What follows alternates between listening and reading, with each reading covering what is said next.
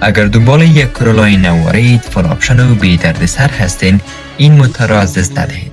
سلام به تمام هموطنان عزیز، خوش آمدید به برنامه معرفی موتور از موتورفروشی شمس بون.